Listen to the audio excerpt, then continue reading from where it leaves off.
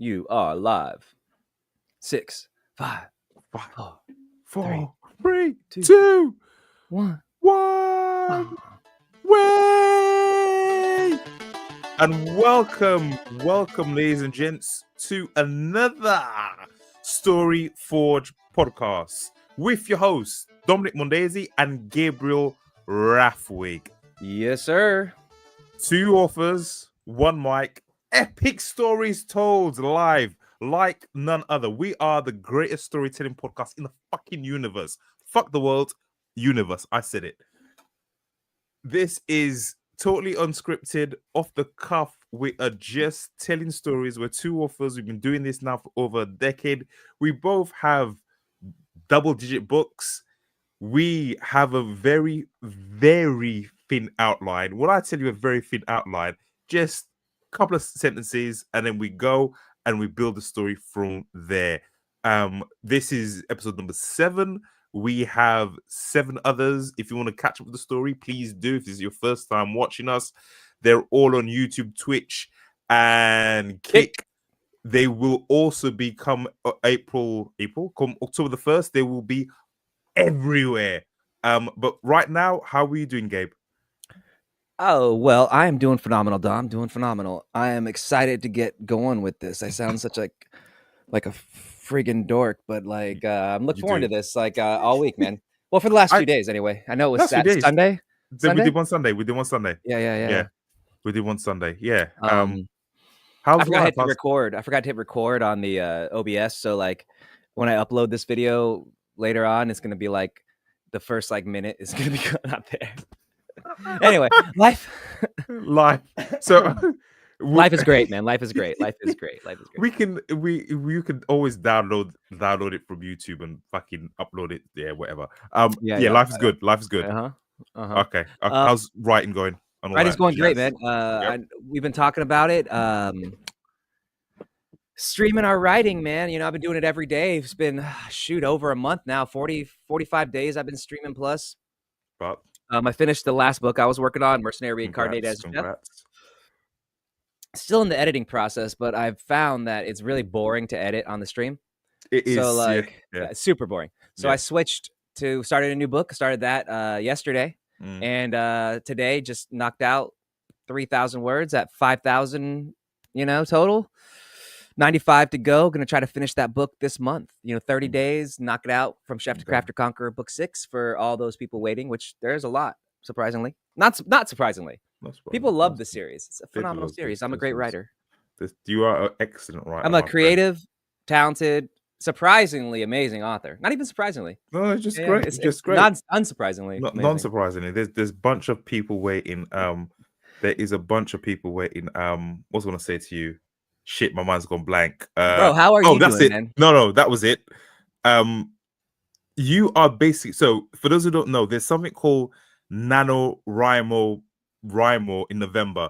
Where authors try and write a book a month. For some reason, I think there was some controversy last a couple of years or some bullshit like everything. Whatever. Bro, whenever you get a group of people who don't know each other and interact via online, and a small portion of those people are probably fucking insane. Always. Yeah.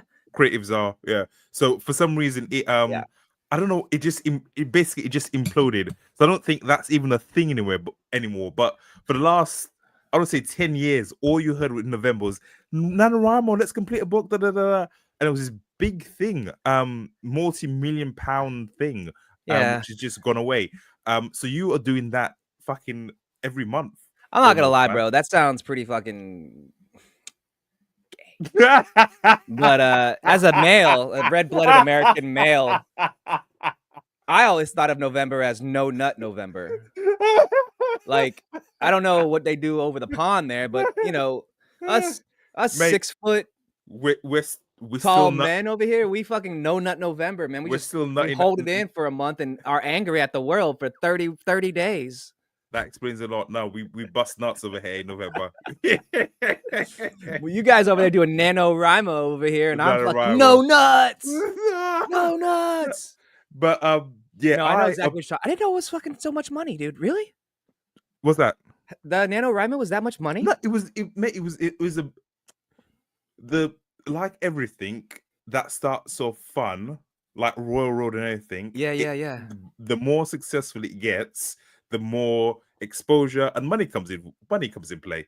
Like if you have, I think at one point there was like 1 million would-be authors trying to do it. Like someone has to profit somehow if you've got 1 million people gathered in one place. How much do you think they made for selling 20 books to whoever the fuck bought it? And now what's it called? Open Author Nation. fuck off? What is it? Open Nation. I won't say much before we get bad. Remember, we're in the space game. We're in the space. But I will say, welcome to the Shit Talk Podcast, StoryForge Shit Talk Podcast. It was for a nice dollar amount. It was for a nice dollar amount. 6 figures? More 7? More, I think 8. It was a lot. 8? It was a lot. Yeah.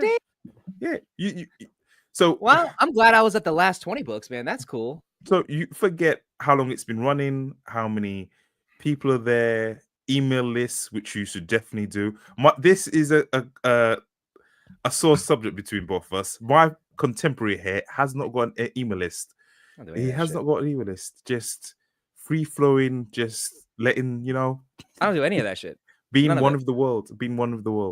Yeah, why would I waste my time and hard-earned, energy and when I with an email list and a writing list and it just keeps people. It keeps people close.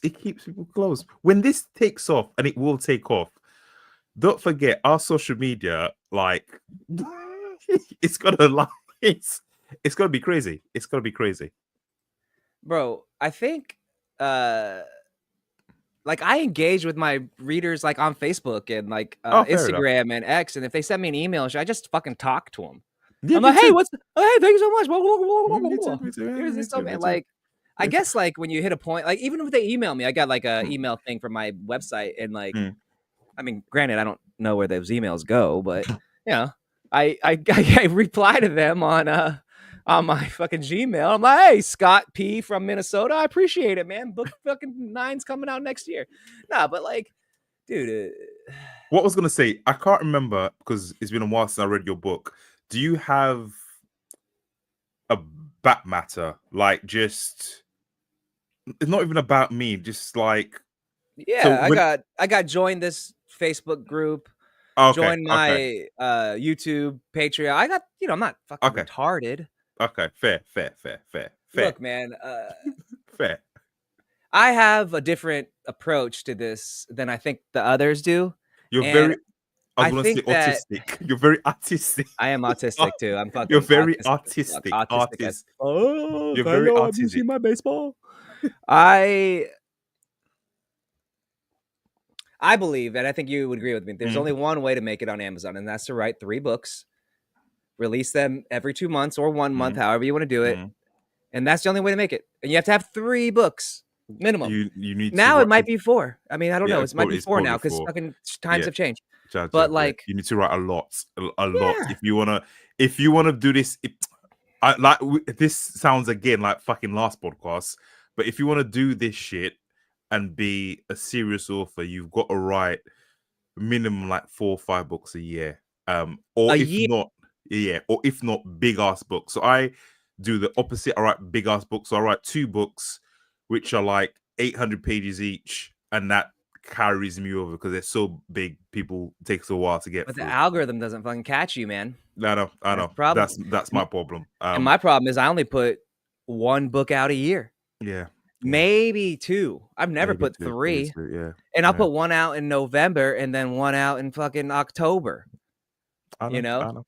I did a 1 book release, and then I did another book release like 5 months later, and I was like, I fucking killed it.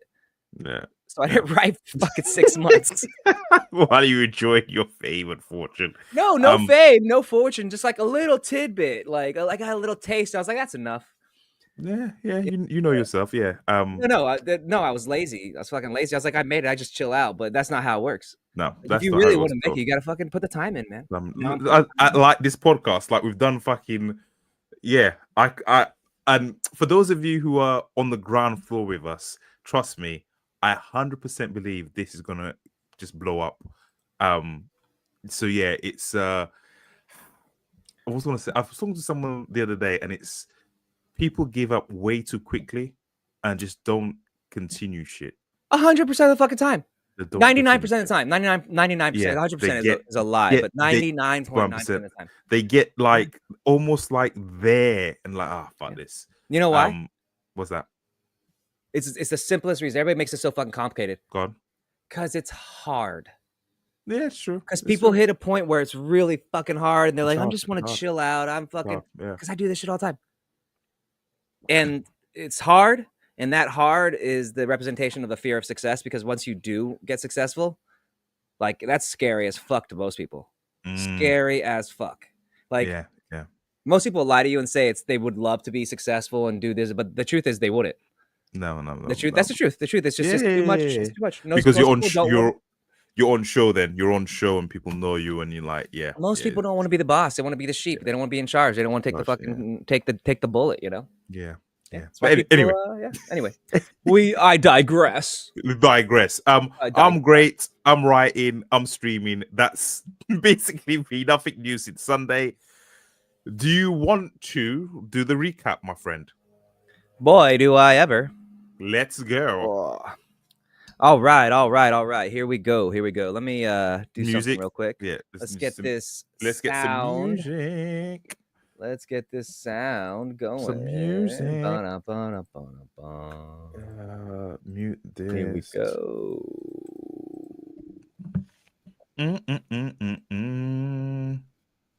Yeah, I've been enjoying these podcasts. They've been fun. Yeah. Very fun. Yeah. Hear it? Hear that shit, my friend. That's fucking dope. Woo! Thank you, Chinese person, or white, black, Hispanic, or Indian person who made this. I'm assuming Chinese because it's Asian. And it's probably not. It's probably a 16-year-old white kid in Minnesota. Well, thank you, white kid from Minnesota. I appreciate your culture appropriation. You've done a phenomenal job. I like it. I like it a lot. Oh, shit. And let me full screen that and make sure we're in here. And we are. Dun, dun, dun. Ru Yang, ancient Chinese fantasy music. Thank you very much, Ru Yang, or whoever you are. All right, so welcome to the StoryForge podcast, episode 7. Last time on the StoryForge podcast, our heroes, Ryan Sinclair and Sam the Man, were training in the mountains when Ryan was attacked by a group of monsters very much similar to werewolves. No, Yetis. Yeah, Bigfoots. Yetis, Bigfoots. Big dick wheeling Bigfoots. While our other hero, Sam the Man, was magically carried to the top of the mountain where he learned to use his powers of dancing and singing to express his magical ability. And learning how to fly. When this happened, Ryan Sinclair was training with the blind, bald, long mustachio, white, graybeard, white monk man, and ended up having to fight a giant monster.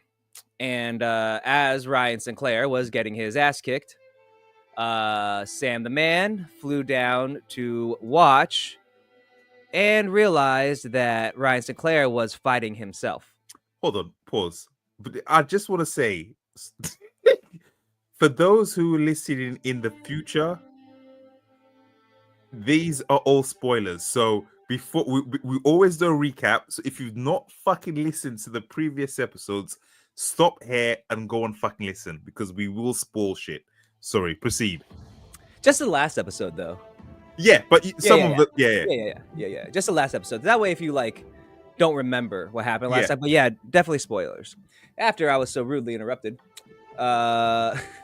Just kidding. Just fucking kidding. That's the whole point of this podcast, is to interrupt each other. But Sam the man tried to tell his companion, Ryan Sinclair, that he was fighting himself, but the monk intervened and proceeded to bitch slap the shit out of the 7-year-old Sam.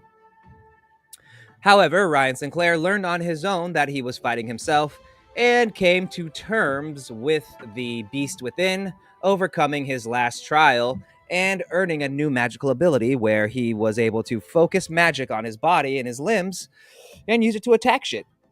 While Sam was able to master some various songs, and one of them being In the Air Tonight by Phil Collins, which he used to tie up the blind monk in bands of air. And this is where our heroes were last seen. One glowing, half naked, with greenish magical Was it green? energy. I think you said green. Did you say green? No, I think it was just light. Light colored, white, bright, burning, blazing white light over his hands and feet. And yeah, I think That's it. that's it. All right, let's get into it. You want to go first, sir? StoryForge. Story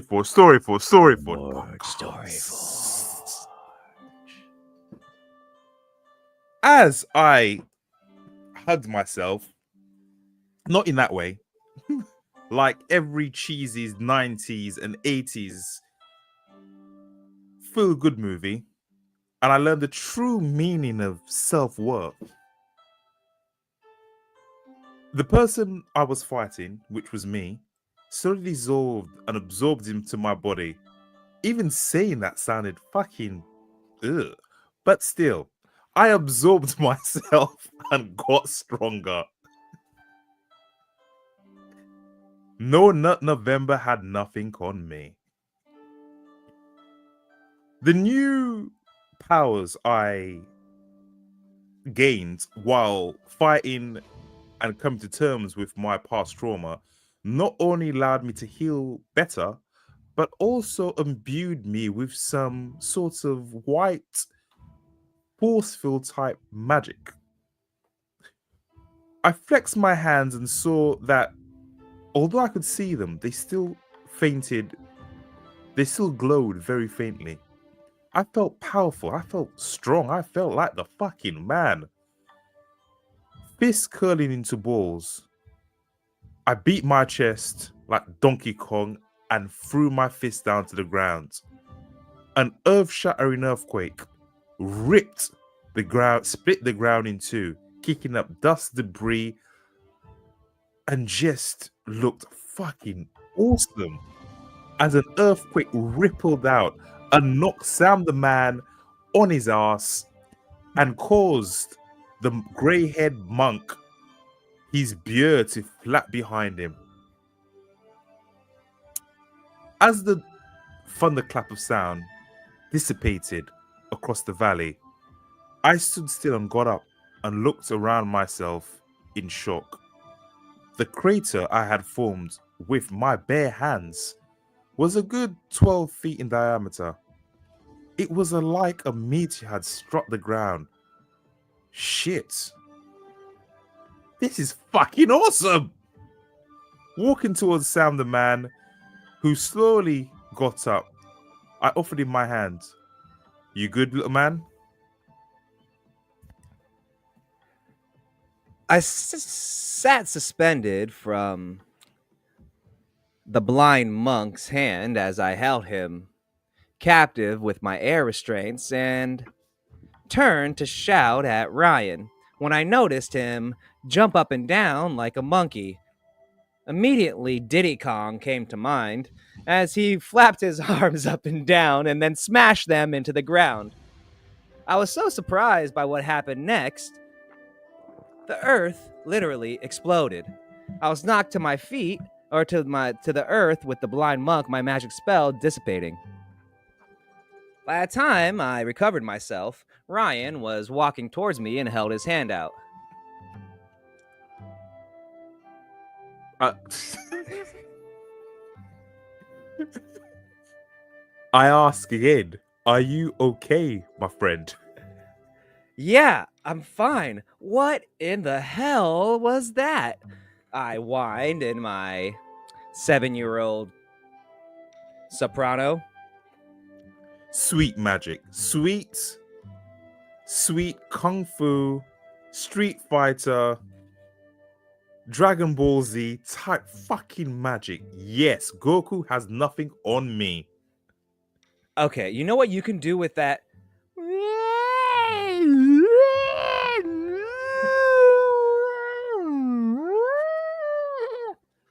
What in the hell is that? I immediately squeaked, turning to look up at the sky where the terror-inducing sounds were coming from. Not only myself, but Ryan and the blind monk stared up as well. Hundreds of figures, blacker than night, were cascading down towards us, screaming that awful sound that sounded like a monkey fucking a coconut inside a rhinoceros.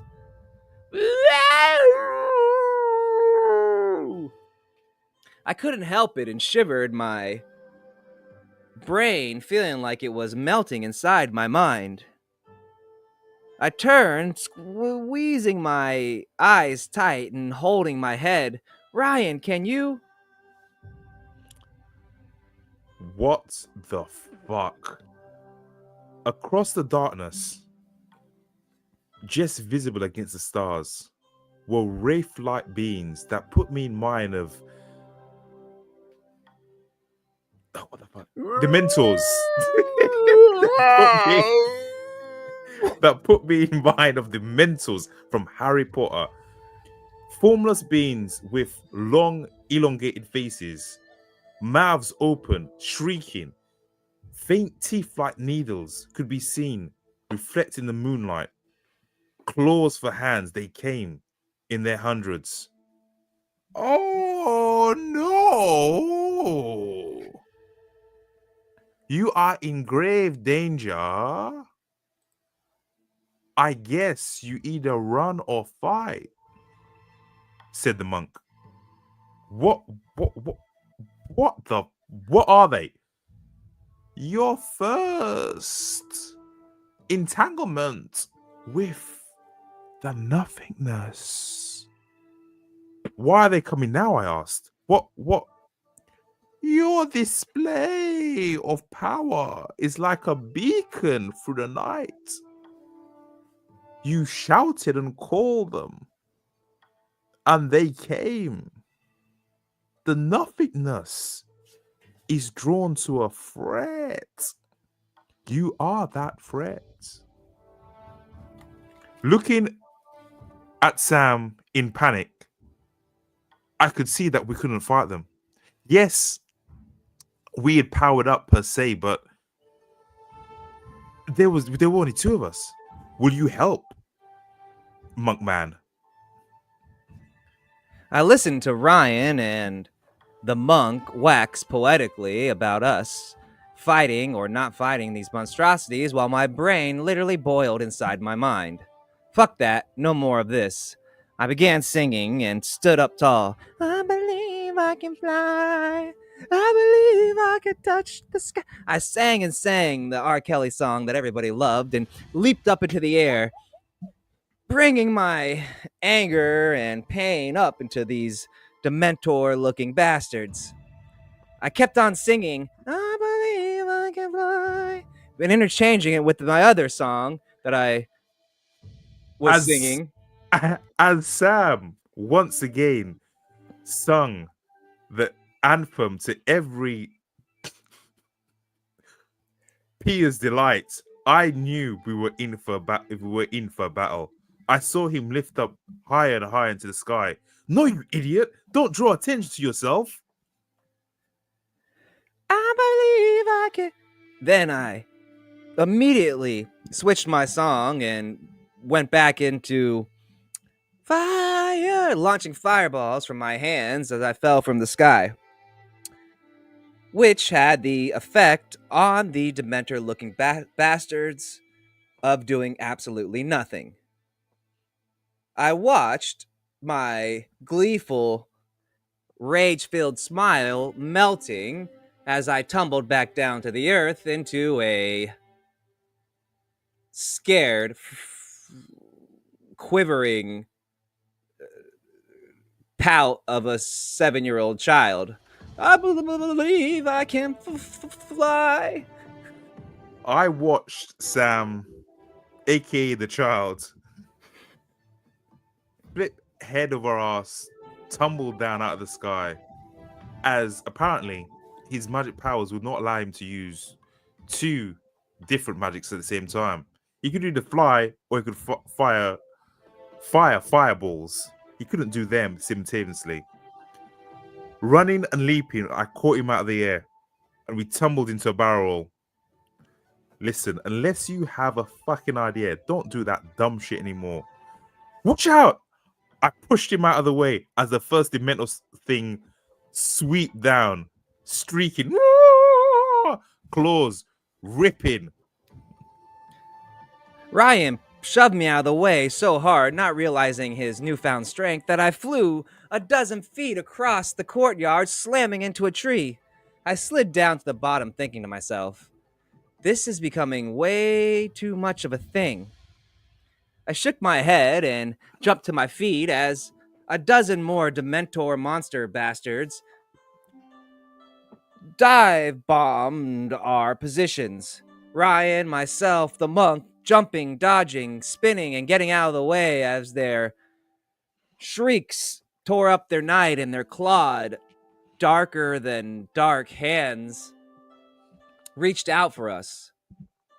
It was only a matter of time before one of us was struck, and then who knows what would happen. After pushing Sam to safety, I failed to realize how strong I'd become. Watching his small, fragile little body slam against a tree, it was a mixture of pleasure and guilt as I saw the wind knock from his frail little body. Sliding down, I had no time to feel any sympathy as the fuckers were on us in droves. Kicking, punching, throwing kicks, nothing seemed to damage them. My hands weren't glowing anymore. I was just back to my normal self. Every time I struck one, my fist would slide through its body like a misty cobwebs. It felt weird. It was a tingling sensation, not in a good way. They attacked and scratched and bit my wounds. They attacked and scratched and bit my wounds, healing as fast as they were inflicted. I danced around the glade, my 7-year-old body coming in handy for once, me being so small the Menders couldn't get a good grasp on me. Though, the first time they hit me, it felt as if I was freezing and burning at the same time. A pure white welt appeared exactly where the wraith touched me. And not only did I feel physical pain, it felt as if a part of my soul was injured as well. This was not good. I'd remembered hearing about things like this when I played video games and such. And it was always when some type of ghost son of a bitch attacked you that you needed a magical weapon. I conjured a pair of fireballs in my hand as I dodged, whispering the words to fire, and launched them at the next Dementor that dive bombed me. The fireballs, this time, connected with its head. The shriek turned in from a terror-inducing one to agony. I had it! Ryan! Magic! Magic hurts them, I yelled, gleefully turning to fist pump at my friend, not realizing that 2 Dementors had just dive bombed me from the rear.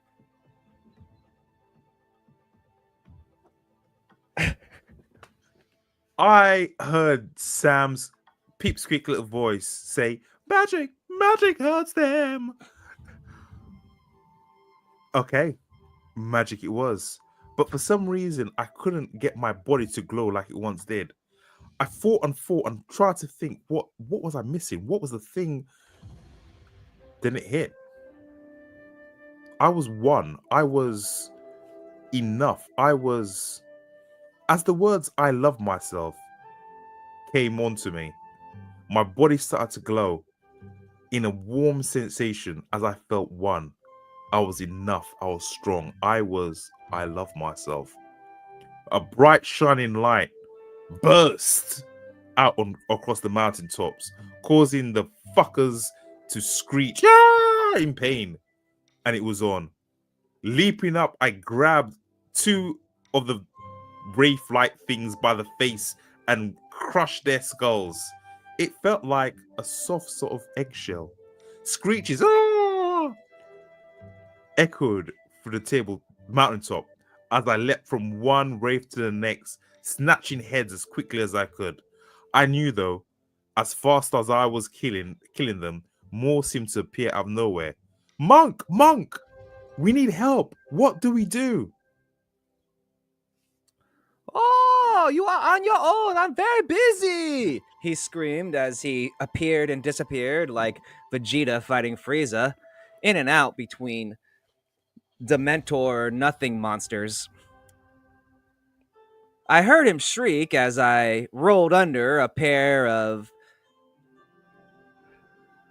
darkness incarnate reaching out to me, realizing that even though Ryan had gotten control of his magical abilities and was taking out one monster after the other, there were so many that it was like emptying a sinking boat with a bucket. This had to change. I needed to do something, but what could I do if the stupid jerk-off blind monk was busy with these guys and couldn't help us? What could we do? And then it hit me. I kept on attacking wraith after wraith. As I defeated one, their bodies dissolved into a million little dust mites. Looking around, I could see the monk was having a tough time of it. Monk, back to back. You know what? I think my time is done. What? I asked. Tell that bitch, mother of, my payment is done. Goodbye, little boy. Goodbye, black man.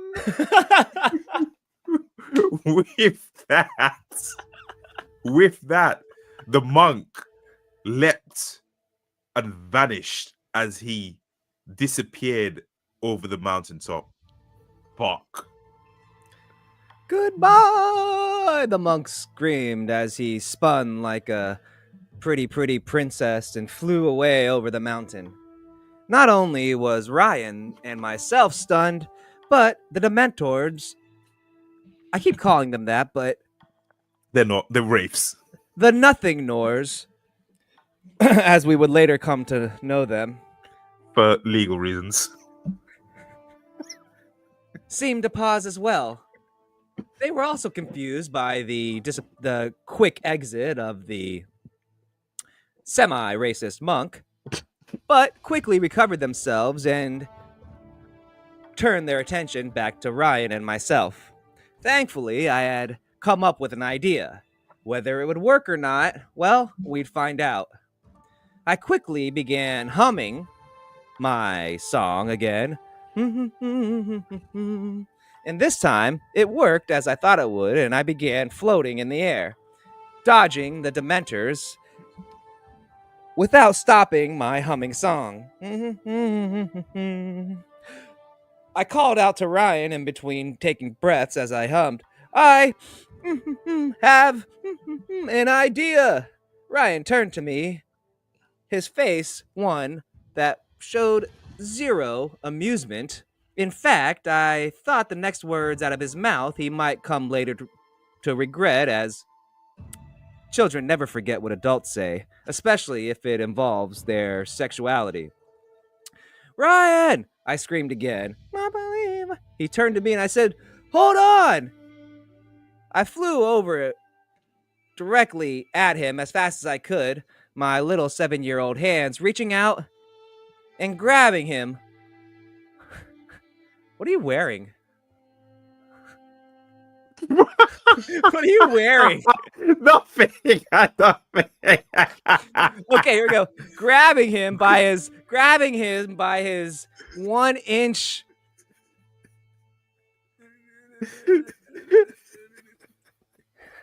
I leapt up. And as I saw the little idiot trying to grab me when I had just my shorts on. So, without a proper place to hold on to, I reached both my arms around the bottom of his right foot and then shot up into the air, holding his leg while he dangled underneath me upside down as I flew away. I believe I can fly. Hey, use your magic! I screamed in between singing my song. You idiot! I'm fucking upside down! How do you expect me to fight like this? You fucking retard! Ryan screamed and shouted and flailed underneath me as I weaved through the air, holding what felt like 2-ton black man. With all the strength my 7-year-old body possessed, clinging to his foot as I soared back and forth like a drunken idiot at a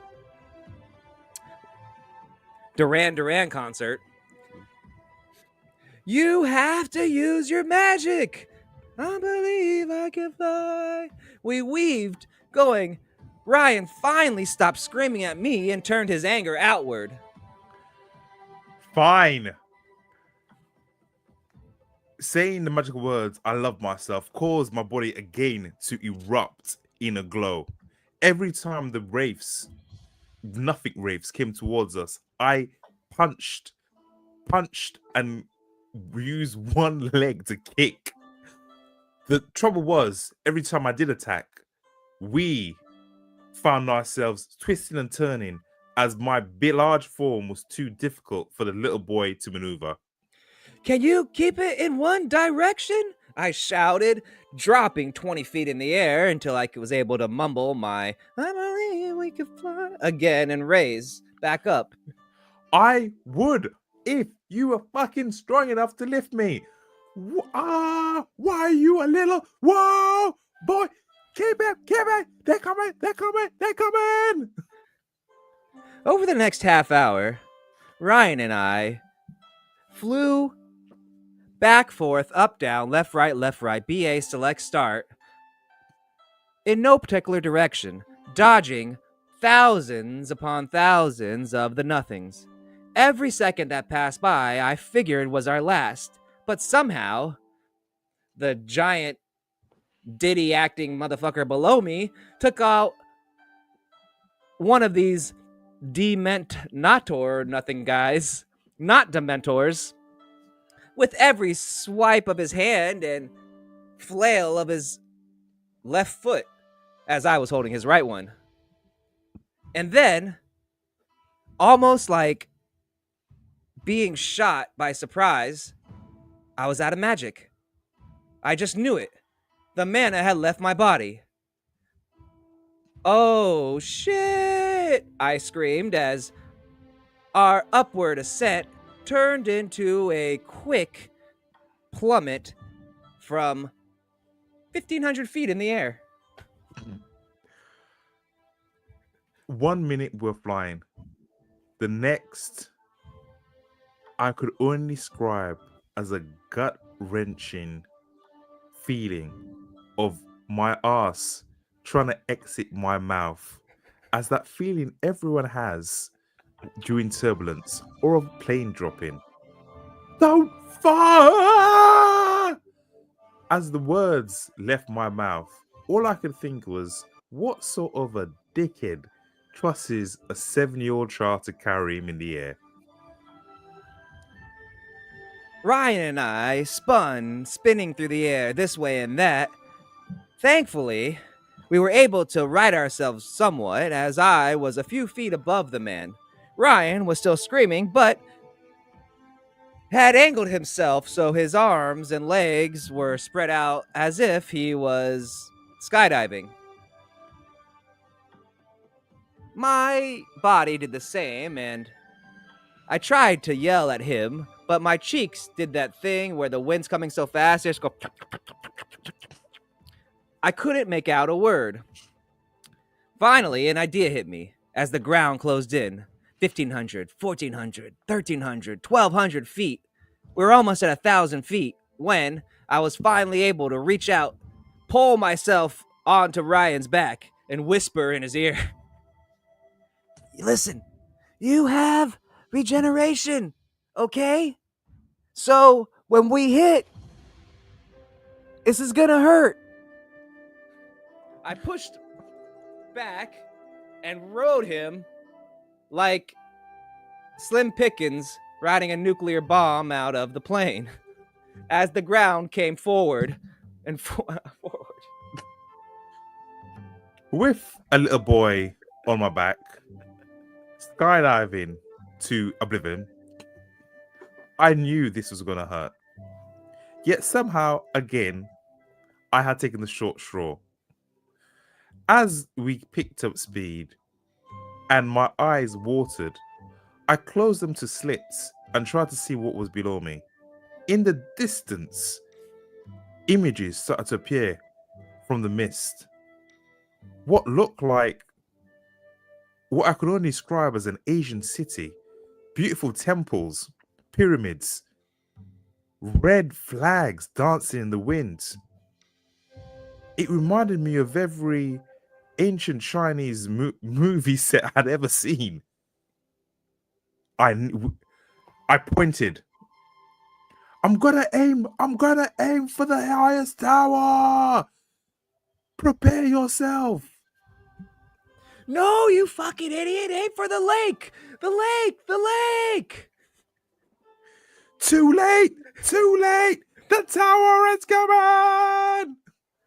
I closed my eyes as the last 500 feet passed in less than a second. Ryan's scream and my scream, I don't know where his began and mine ended.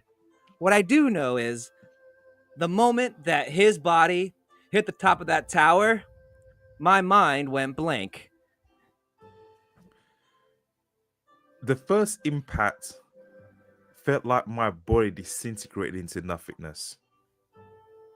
I would lie and say that I was conscious for it, but I wasn't.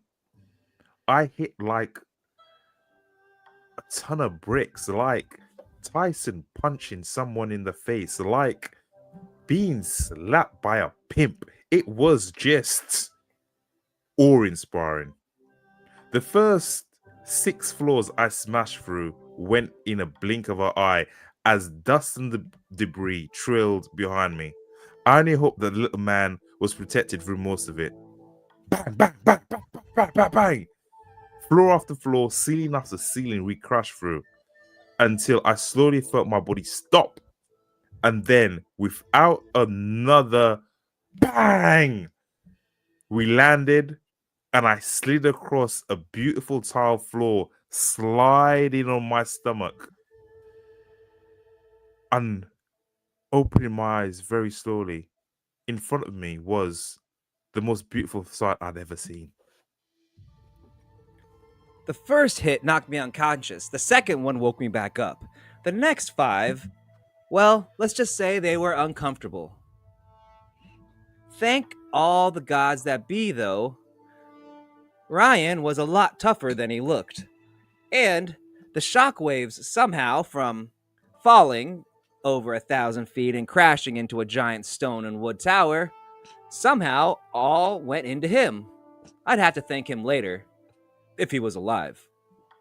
We burst through the last floor of the tower and hit hard, Ryan's body hitting the ground with a bone crunching boom that made me cringe, though not enough to let go.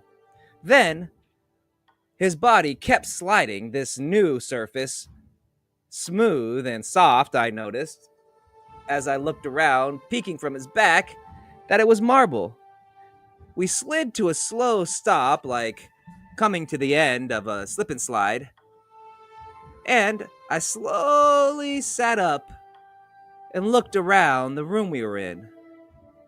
Not only were we not alone, but the hottest chick I'd ever seen in my life was standing over Ryan. Both her legs spread over his head as he stared up, his mouth open in an O. I took in the situation, saw the hundreds of guards and their swords out, their faces surrounding us, closing in by the second, and then I saw the beautiful woman's face. Thundercloud would be an understatement. If I could ever describe seeing something so beautiful turn so ugly, I would become the greatest poet in the world. The look on that woman's face would stay with me for the rest of my life. So I did what any man would do in that situation. I grinned up at her and smiled. Hey, what's up, baby? As my fastly regenerated body broke and reformed and skidded across the marble floor, leaving a red trail of blood and guts and bone and destruction, I came to. Looking up, I knew that sight all too well. What I didn't realize, or what I didn't know too well, were the hundreds upon hundreds of armed guards who stood to attention. Axes, swords, pickaxes, maces. They were all clenched in hands that were eager to batter me to death. The sight quickly vanished as a woman took 3 steps back and looked down at me, down her nose. The look of disgust and royal upbringing was plain to see. Dressed in a beautiful red velvet kimono, black hair pinned up with a lily. She placed one hand on her hip, the other pointing down at me, and said to no one in particular, "What is this? And why is it blooding my floor?" Kill them, she said, as if... Wait. Do you not want... Are you not a little tiny bit interested of why a child and a black man have just fallen through the sky through, I looked up, I want to say 5 or 6 floors down onto your marble floor and are still alive? The woman's nasty face never changed. She just squinted down at us, a cruel smile coming up on her lips. What is a black man? The way she asked the question made me blink. Even a 7-year-old white child could see what she was doing here. But then again, as I looked around the room, maybe she didn't know what a black man was. Ma'am, are you not familiar with the term melanin?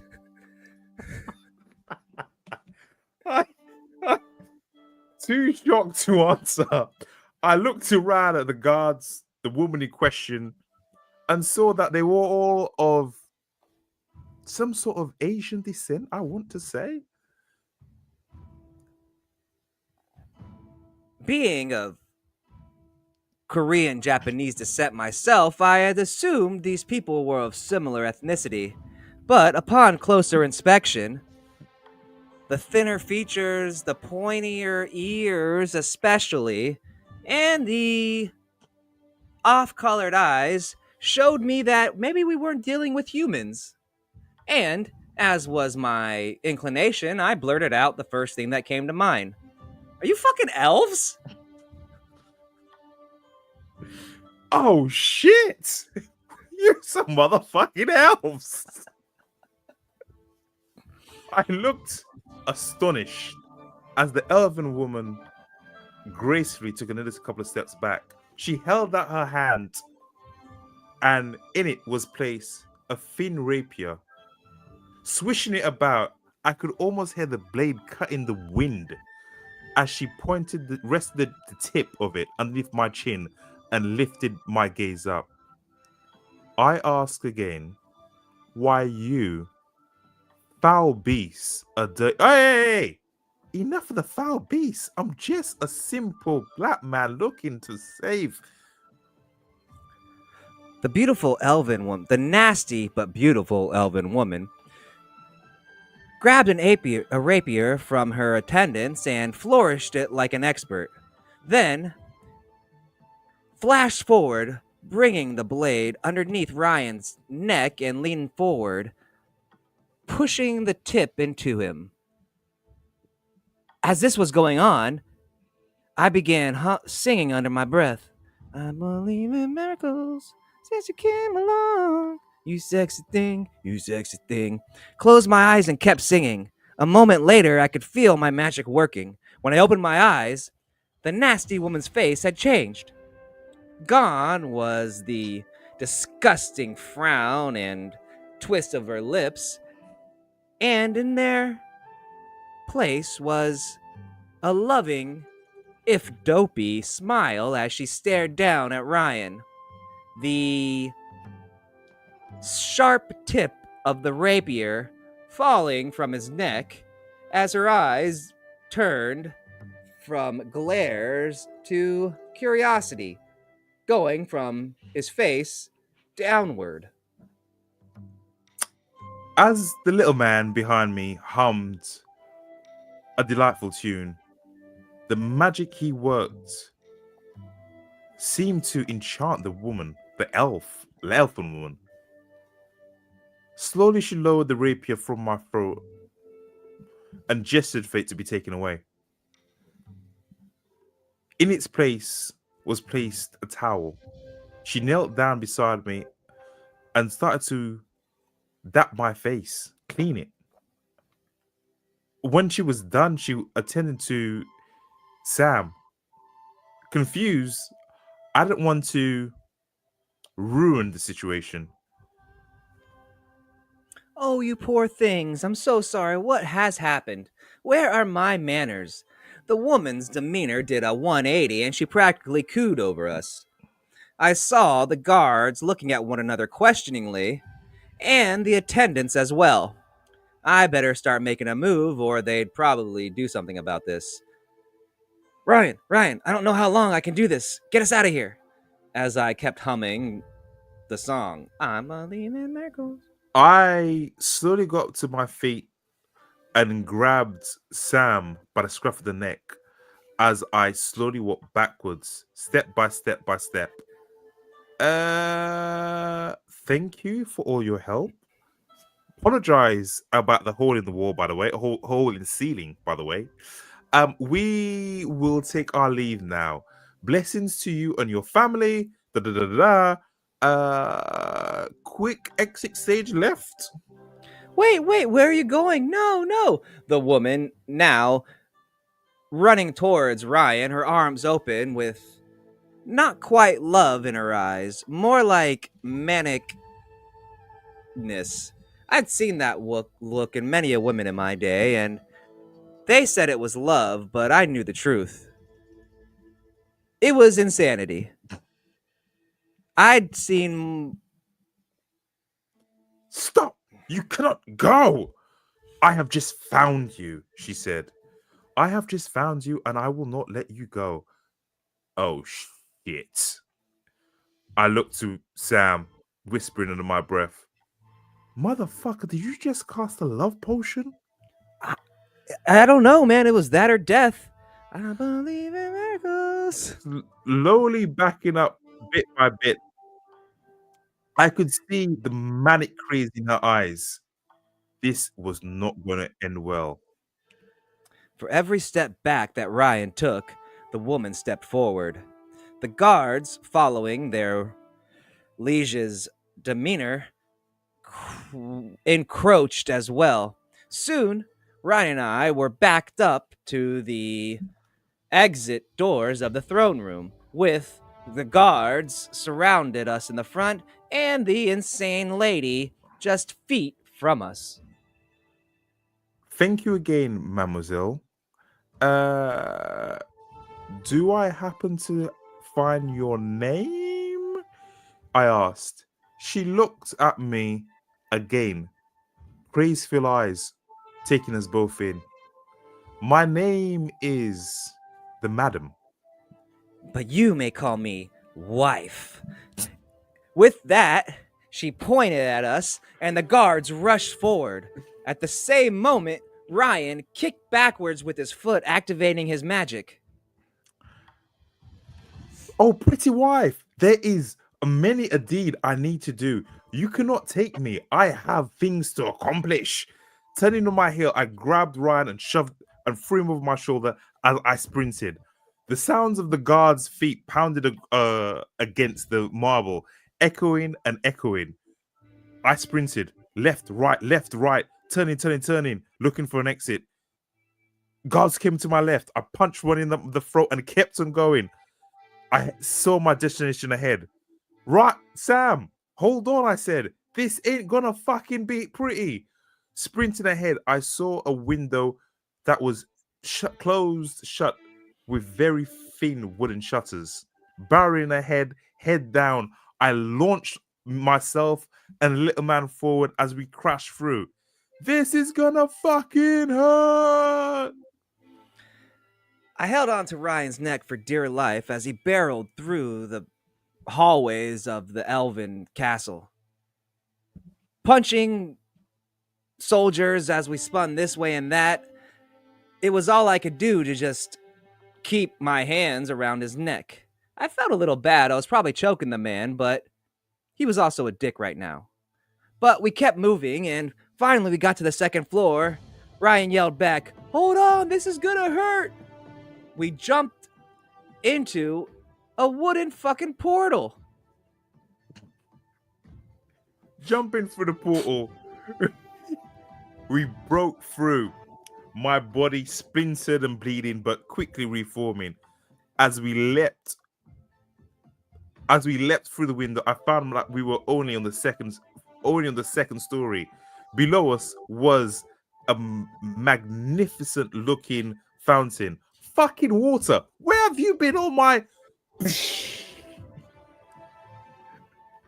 I closed my eyes when we hit the giant wooden, the big wooden window and burst through. But as we sailed through the air, I opened them, seeing a huge fountain as our landing area.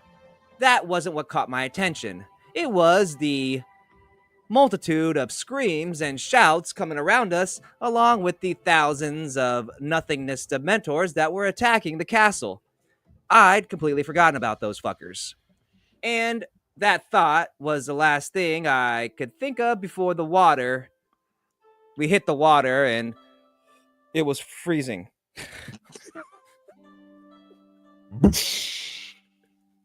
Water entered my mouth and nostrils as we sunk down. Before we hit the water, I could hear screams of anguish, screams of pain. Shit. The nothingness. We still had those fuckers to fight. Sinking down to the bottom, Sam looks at me, eyes filled with fear. Giving him a shrug and a thumbs up, he returned the gesture as I pointed up.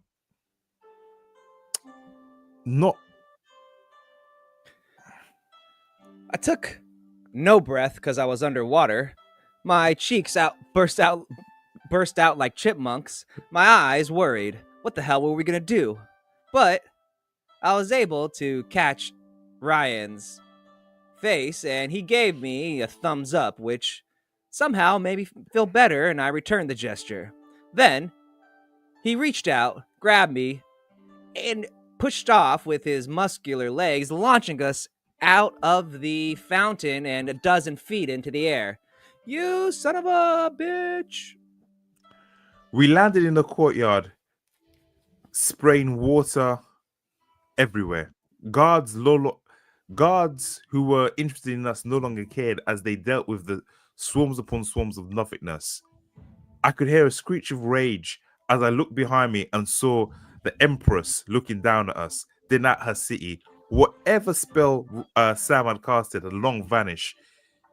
Rage, filled hate, pinned our souls to the ground as she looked at her city, thinking that we had brought destruction to her lands. The woman that we just found out was an empress screamed at the top of her lungs so loudly that they had to have heard her from miles away. I don't care what happens to my city. Kill them!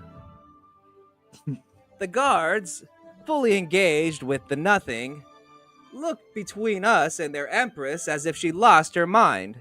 Then, as if shrugging and saying, "What are you gonna do?" turned their attention to me and Ryan. Oh, fuck, man. The guards came to us in waves, running, sprinting, looking gleeful at being able to kill 2 humans. I looked to Sam, not knowing what to do. Fight! Fight, you fucking idiot! And I began to sing, casting spells. It can feel you calling it. But instead of shooting at the Dementors or the coming guards, I shot directly at the Empress. I watched as Sam sung the theme tune from Frozen as the water from the fountain slowly rose up and turned into an ice dragon with claws and teeth 6 inches long.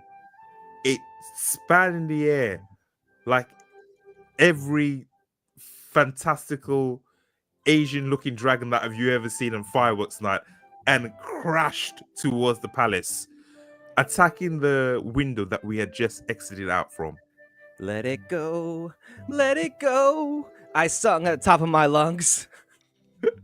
As with a roar that chilled the very bones in my body, the dragon crashed into the window. But where it hit, it melted into a thousand droplets as the Empress weaved her hands, it glowing with flames.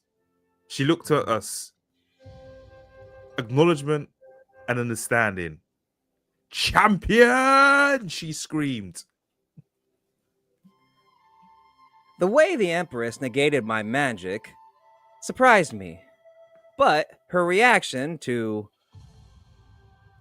me performing that magic and the way Ryan was basically beating the shit out of all of her guards caused her no end of anger, and she chose to vent that rage on us by firing back a fire dragon at me that was twice the size of the ice dragon I'd made.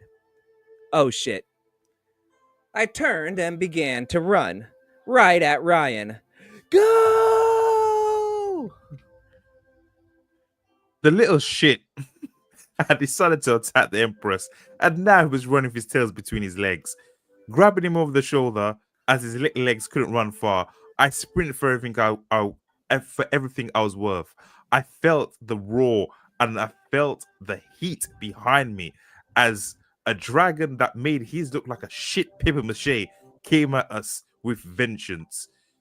The Empress' body glowed and enveloped with flames as she controlled the dragon with her hands. It was barreling down at us. If this hit, I didn't know if my body could heal. I didn't know if I could save Sam.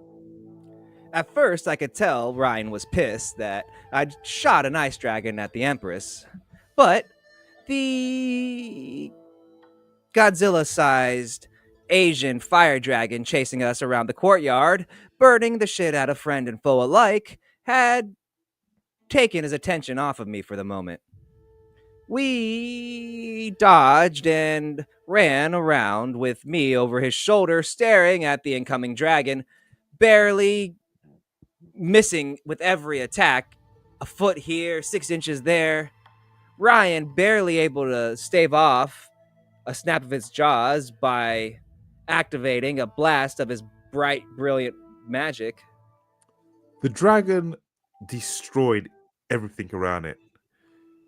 The Empress's guards screamed as they melted in their armor. Children, families, stalls, everything erupted into flames. The fire the dragon emitted was like a laser beam. The roar cut through the cobbles, bursting stone into flame. Shit. I don't know how the fuck we're gonna. For the next 10 minutes, Ryan and I played the most dangerous and hottest game of tag I'd ever imagined, while that crazy bitch of an empress killed everything in sight while also burning down her city. We ran and ran and ran, and by the time the dragon dissipated, all the nothingness Dementor monsters had died. All the guards were dead. The entire city was aflamed, and the Empress was kneeling in the center of the chaos, hands held over her eyes and great gasping sobs coming from her as Ryan and I looked around, a little bit surprised at what the fuck just happened. Now was the time. Exhausted, just as Ryan had exhausted his mana when we were flying through the sky and he would then quickly falling out of it. She had not controlled herself. She'd wasted everything on one big attack. Now was the time to strike. Running, I saw a cabbage-sized soccer-sized cabbage vegetable at my side. I threw Sam to the floor. Watch this. I picked it up, aimed it, and kicked it for everything I was worth. I would put Messi to shame as the lettuce-sized soccer ball twisted and rolled and twisted and rolled. It was picking up speed. I kicked it with everything I had. Empress, sensing something coming towards her, looked up at the last minute and whack! The lettuce soccer ball took her in the face. Lifting her up in the air, she flipped once, twice before falling back, starfished on her front. A gasp went through the crowd as silence descended. Take that, you bitch! I see London, I see France, I see the Empress's underpants. I started laughing, doing a jig in the burning remnants of the city we just arrived in. The bystanders, all innocent citizens and what remained of the Empress's guard, stared at us in horror. Me dancing over the unconscious form of their Empress and a giant black man. Something they'd never seen before in the history of the Empire, who had just punted a large head of lettuce, possibly killing their Empress. I watched as I did the jig from the side of my eyes, seeing the survivors come to the realization that we may not be their friends. And suddenly, again, we were surrounded by hostile elves. And this time, I don't think any amount of talking would get us out of it. As the crowd of angry locals, guards, and survivors slowly encroached, I looked to my partner and just said the only thing that was on my mind. I think we're fucked. End. Episode 7. StoryForge podcast. That was good. That was good. That was good. That was good, man. That was good. That was good. Oh. I didn't know where we were gonna go. I was thinking about just killing them all. I was gonna be like, Ryan and I sat in the center of the courtyard, covered in blood and guts, as the innocent civilians piled around us. Pieces of that's how I was gonna go. I don't know what I'm doing with this. That's how I was gonna go. We may still do. Episode 8. Yeah, it was good. It was good. I like enjoying that. Yeah. Both of us were a bit low and we're tired today, but it was we pulled through. We definitely sucked it up, and got we into just it. pulled through. All right, so I'm just pulling up the it was if anybody's watching. We got 2 viewers on Kick. Thank you guys so much for watching. And we got a viewer on Twitch. Thank you for watching. And on the YouTubes. If you're the same viewers who've been watching, because we always have 2 and 1 and 2 and 2 and 1, 2 and 1. If you're the same viewers, comment, like, share, just interact, guys. Interact if you're the same viewers. Yeah. That was good, man. That was good. As usual, man, anybody has an episode idea for a title for the book or any ideas they want to throw at us, go ahead. And yeah, man, I think that went pretty well. I was tired at the beginning, but I know. Coming around. We got around. Yes, yeah, I've got around. Yes. You go. As you. No. We're getting better and better, man. Let me turn this music off for a minute. It's a little bit. There we go. It's just us now. It's just us. Okay. No, man, I think it was good. I think we had a good transition from the monk to the city, even though it's burned up, and now we can play here. We have a little bit more play. A bit. Yeah, it's good. Yeah, I enjoyed it as we both yawning. Yeah, it was it's. Let's do a quick out today, man. I think you're tired. I'm tired too. Let's do a quick out. Our social media, and we'll do knackered, as the British say. I'm knackered. Give them your social media. Let's do that. Hold on, before we go. Even before this, I was tired, but getting into the story, it's like you just forget about it. There's points that it dips and but you just keep going. It's an interesting dynamic. Because when it's working. Yeah, because when I'm typing, I think because I'm looking at the screen, it just that fatigues the eyes as well. But when you're just talking, you're just conversing. So yeah. But anyway, my name is Dominique Mondesir. You can find me on all social media platforms except Twitter or X, whatever they call it now. Instagram, TikTok, YouTube, Facebook, all there. Just search my name. I have plenty of books on Amazon, plenty of complete stories, ebook, audio, paperback, you name it. I'm also streaming now as well on Facebook, YouTube, Twitch, Kick, whatever. Anyway, I'm tired. Go buy one of my books. Thank you. Over to you, brother. Hey, thank you for watching, everybody. I'm Gabriel Rathweg. If you want to check me out on Amazon, Rathweg, I am Gamer from Chef to Crafter to Conqueror, and so on. Follow me on Twitch, Kick, and YouTube for the StoryForge podcast. And I also stream my writing every day from usually 10 p.m. or 10 a.m. Eastern time or earlier for about 2-3 hours. I try to write about 2,000 to 3,000 words a day. Currently, I'm writing a book. I started September 1st, and I'm trying to finish it in 30 days. 30 days September from Chef to Crafter to Conqueror book 6. And we'll see how that goes. And it will complement, that's not even the right word, but it will culminate perfectly with releasing our podcast on October the 1st. It will be, everywhere. 100%. Yeah. Thank you, everybody, for joining us. Like Dom said, we are tired today, but we did it. And we'll be back again next Tuesday, if not earlier. If not earlier. Adios. Adios. Bye, folks. Bye-bye. That's it. Bye. End stream.